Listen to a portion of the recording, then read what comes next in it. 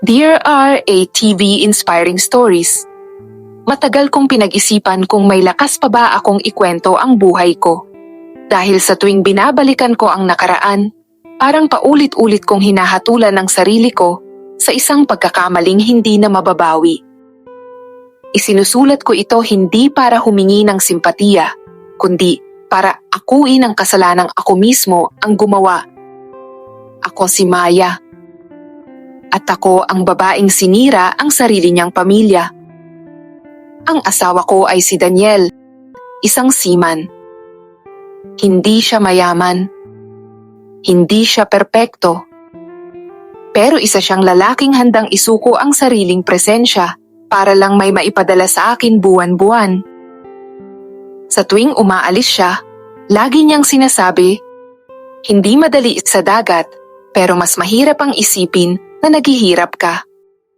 Sa bawat alis niya, may pangungulila, may takot, may luha, pero may tiwala. Isang tiwalang buong-buo niyang ibinigay sa akin at sa isang taong itinuring niyang kapatidang kumpare niyang si Rico. Magkababata sila, magkasama sa hirap, magkatuwang sa pangarap. Bago siya sumampa ng barko, mahigpit niya akong niyakap at sinabing, Rico, ikaw na muna ang bahala kay Maya habang wala ako. At doon nagsimula ang lahat. Sa umpisa, simpleng kamustahan lang namin ni Rico. Kumain ka na ba, Maya? Okay ka lang ba? Ngunit sa paglipas ng mga linggo, naging sandalan siya sa tuwing umiiyak ako. Nagkukwento kami tungkol sa buhay, sa pangarap, sa mga alaala. Nagiging kaibigan, nagiging kasama, at sa isang hindi ko inaasahang punto, nagiging tamang tao sa maling panahon. Maraming gabi na magkasama kami sa tahimik ng sala, nagkukwento tungkol sa buhay, sa pangarap, sa mga alaala. Si Rico, sa mga gabing iyon, ay parang ilaw na nagbigay ng init sa lamig ng pag-iisa ko.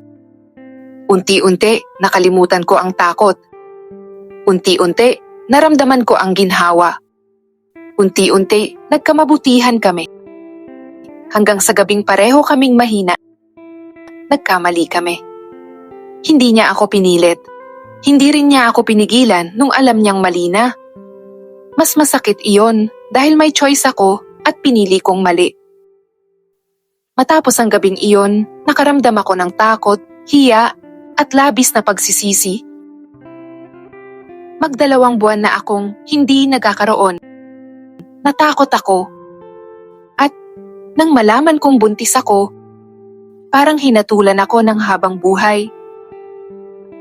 Pag-uwi ni Daniel, dala niya ang ngiti ng isang lalaking uuwi sa tahanan pero ang sinalubong niya ay isang bahay na gumuhuna.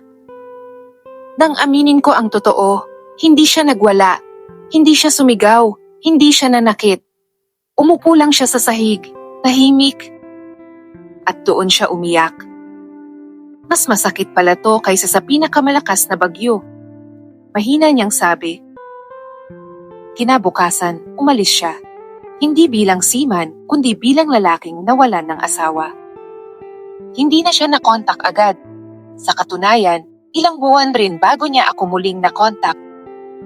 Dahil sa kakulangan ng signal sa dagat. Bawat mensahe na bumabalik sa kanya ay parang pag-asa at sakit na magkasabay alam kong habang hindi niya nakikita ang bahay, unti-unti akong nagkakasala. Si Rico na dapat manindigan ay nawala rin. Iniwan niya ang responsibilidad na para bang hindi siya naging bahagi ng pagkasira ko.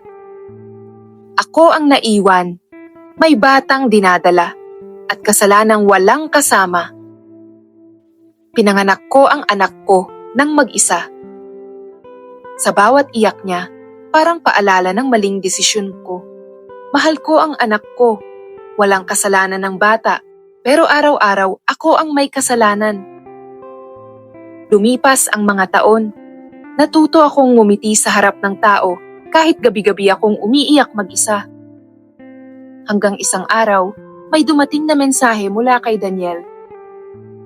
Kumusta na kayo? Isang simpleng tanong na muling bumukas sa sugat na akala ko'y naghilom na. Sinagot ko siya ng totoo, okay lang po kami.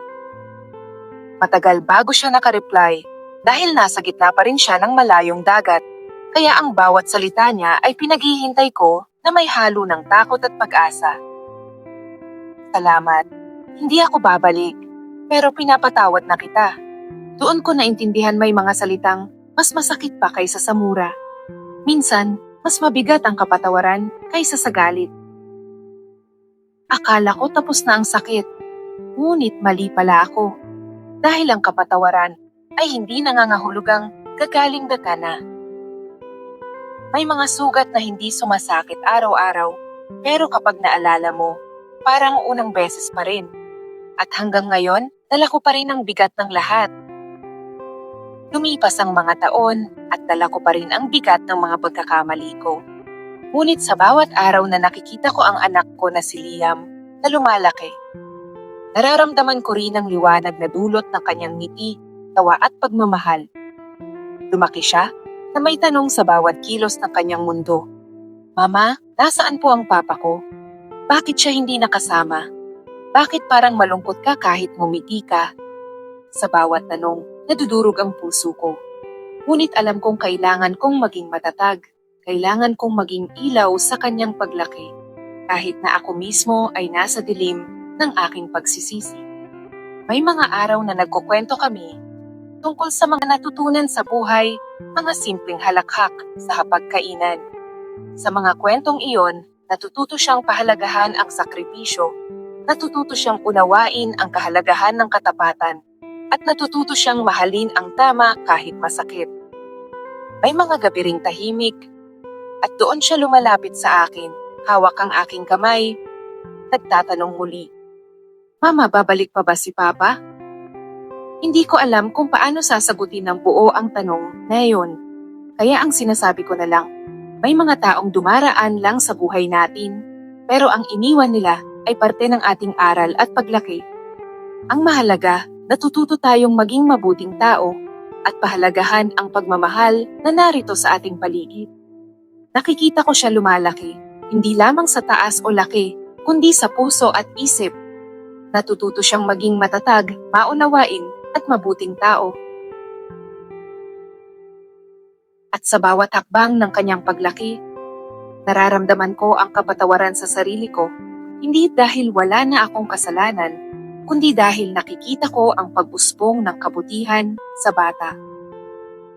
Ngayon, naiintindihan ko rin si Daniel, ang lalaking iniwanan namin, hindi dahil wala siyang pagmamahal, kundi dahil minsan kailangan mo ring umalis para hindi mo tuluyang sirain ang sarili mo at ang buhay ng iba. Lumipas ang maraming taon. Si Daniel at ako pareho nang naglakbay sa sariling landas. Ang sakit, ang lungkot at ang bigat ng nakaraan ay patuloy na dala-dala, ngunit natutunan naming mabuhay kahit may sugat. Isang araw, dumating ang pagkakataon na magkita kami muli hindi bilang mag-asawa, hindi bilang dating magkasintahan, kundi bilang dalawang tao na nasaktan, natuto at nagbago. Nakipagkita siya sa akin sa isang tahimik na parke, isang lugar na puno ng alaala ngunit walang presensya ng nakaraan. Tahimik kaming naglakad sa tabi ng ilog. Hindi kami nagsalita sa umpisa, ngunit ramdam ko ang bawat emosyon sa kanyang mga mata, kalungkutan, pangungulila at marahil pagpapatawad. Uminga ako ng malalim at sinabi ang lahat ng nais kong iparating sa kanya sa loob ng maraming taon. Daniel, gusto kong malaman mo, hindi ako humihiling na bumalik ka. Hindi rin ako humihingi ng pag-unawa. Nais ko lang iparating na natutunan ko na at patuloy kong itinuturo sa anak ko, si Liam, kung paano mahalin ng tama. Tahimik siyang nakinig. Hindi niya ako pinutol. Hindi rin niya ako pinabilis. At sa katahimikan, ramdam ko ang bigat ng lahat ng taon na tila unti-unting naglalaho sa bawat hakbang namin sa tabi ng ilog. Pagkatapos ng ilang minuto, umarap siya sa akin at ngumiti isang ngiti na puno ng alaala, sakit at kapatawaran. Mahina niyang sinabi, Maya, salamat. Salamat sa lahat ng ginawa mong tama sa kabila ng pagkakamali. Salamat. Ngumiti rin ako at hinawakan ang kanyang kamay, ngunit hindi sa paraang dati, kundi sa paraang nagpapasalamat sa taong minsang minahal, at ngayon, nagpapasalamat sa taong nakatulong sa akin at sa aming anak, na matutunan ang tunay na kahulugan ng pagmamahal at sakripisyo. Naghiwalay kami sa parke na may katahimikan. Hindi lungkot, hindi galit kundi may kapayapaan sa puso. Alam kong ang aming kwento, hindi kwento ng pagbabalik, kundi kwento ng pagtanggap, pagkatuto, at pagpapatawad hindi lamang sa isa't isa, kundi lalo na sa sarili. At habang tinitingnan ko si Liam na naglalaro, alam kong ang lahat ng pagkakamali, ang lahat ng sakit, at lahat ng paghihintay ay may dahilan. Ito ang dahilan kung bakit kami lumaki, nagbago, at natututo na maging mas mabuting tao sa bawat hakbang ng buhay. Ito na marahil ang huling liham na isusulat ko para sa kwento naming ito. Ngunit hindi ito katapusan ng aral. Hindi ito katapusan ng pagmamahal. Ito ay simula ng bagong kabanata, isang kabanata ng kapayapaan, pagtanggap, at tunay na pag-ibig. Maraming salamat po kung mapipili niyo man ang aking liham sa inyong programa. Lubos na gumagalang, Maya.